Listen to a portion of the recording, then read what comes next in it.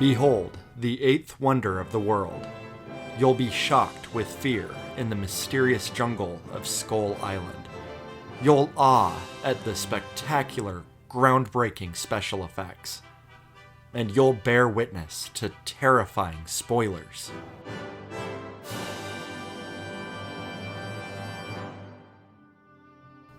Ever since the invention of film, there have been special effects. Visual trickery that would make the impossible possible. Multiple exposures, time-lapse photography, dissolves, rear projection, and, of course, who could forget good old-fashioned animation? The animator that I want to talk about today is Willis O'Brien, who expertised in stop-motion animation using large models. Early in his career, he worked on a film called 10,000 BC, a fun little movie that had dinosaurs, and then he went on to animate The Ghost of Slumber Island, which, of course, yes, it had dinosaurs. This movie was such a hit, it secured his position for this giant monster film.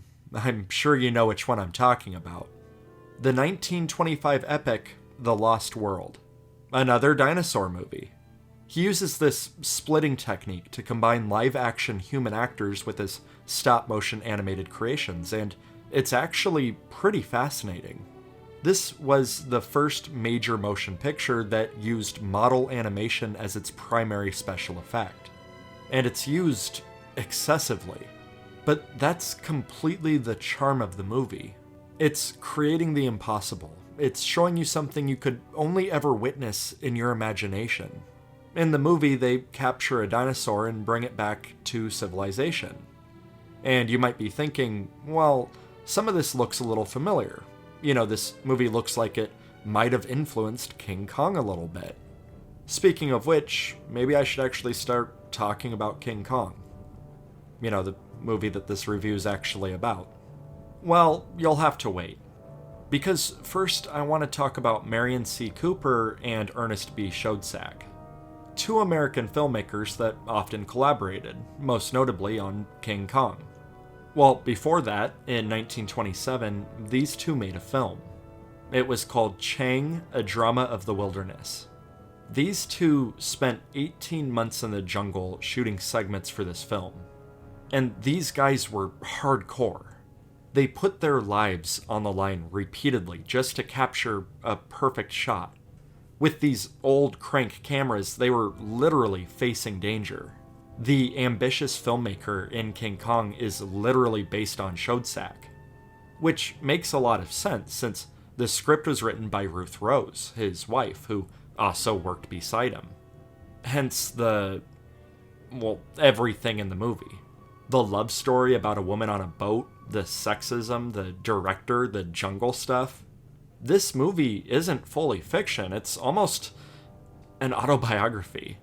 Well, in some aspects anyway. The reason I wanted to give context to all of this is because we aren't going to be meeting Kong until around 40 minutes in, let alone any other stop-motion creatures or any real danger. So in the meantime, we're going to have a lot of story building and character development and a whole lot of dialogue. But that's okay. This stuff actually flies right by.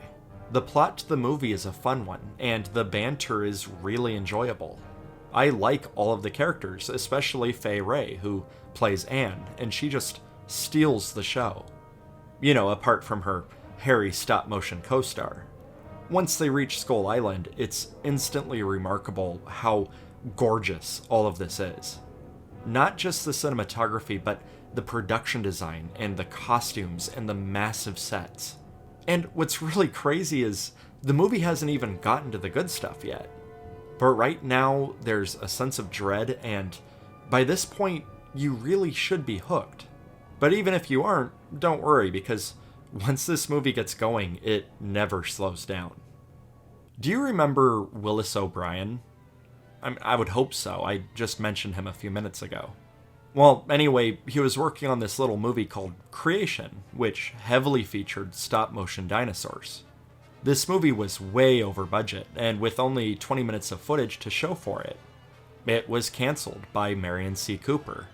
and he wanted O'Brien to move those assets over to his own pet project. His pet, of course, being King Kong. So instead of having impressive dinosaur animation in an otherwise forgettable film, why not have impressive dinosaur animation in a highly ambitious adventure epic, like the one that he had previously worked on? So, sure, the movie took a little while to get the ball rolling, but for the next hour straight of the movie, it's a complete and total spectacle of special effects. Almost every single shot has painstaking, complex effects to make them work. They use every technique in the book. Even though you can see through the cracks and not everything is perfectly seamless, it's the tremendous amount of dedication and hard work that makes this whole thing so amazing. The production design for this movie is not only ridiculous, it's borderline insane. I actually found myself kind of missing some of the quieter moments from earlier in the movie. It can all be a bit overwhelming, just by how relentless it is. This movie is excessive nearly to a fault. It's all fun, it's all beautiful, but once living, breathing characters are swapped out for mechanical ones, emotion gets sacrificed for something a bit more artificial, and that's the trade-off. I don't really want to be the guy that says that there's too many dinosaurs and too much violence in King Kong, because all this stuff is really awesome. But I do feel it gets a little stale with how repetitive it is. After all, how long can a puppet wrestling match really stay fresh? My favorite stuff in the movie is when they blend the live-action human characters with all the different monsters, because now there's a real sense of danger. I'm way more invested in the action because these guys are cannon fodder. I had actually completely forgotten how brutal King Kong is.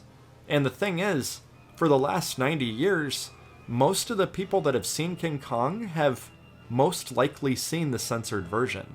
With this being released in 1933, this was one of those final pre-code films, meaning there were no strict rules about what would be considered appropriate or decent for audiences. For the first year of its theatrical run, it was uncensored and glorious. But after the laws were put into place, the movie was continuously cut down for years to come. When King Kong started airing on TV, it was the censored version. And unless you've seen King Kong in the last 20 years, uncensored, on disc, it's unlikely that you've ever seen the full movie in its unrestrained glory. The restoration is wonderful, and there's a 2.5-hour documentary where a lot of this fun footage can be found. And what more can I say about King Kong? I guess that beauty didn't really kill the beast, and that King Kong isn't really the antagonist. I don't know if that's much of a hot take. It might seem kind of obvious, but I guess it's all debatable. There's a lot you could interpret from this movie, but by design, I think it was pretty straightforward with its themes. The main focus, the heart of King Kong, is in its artistic design. It's breathtaking. It's exhilarating. It's the very definition of a spectacle. And that's why, even after 90 years, Kong is king.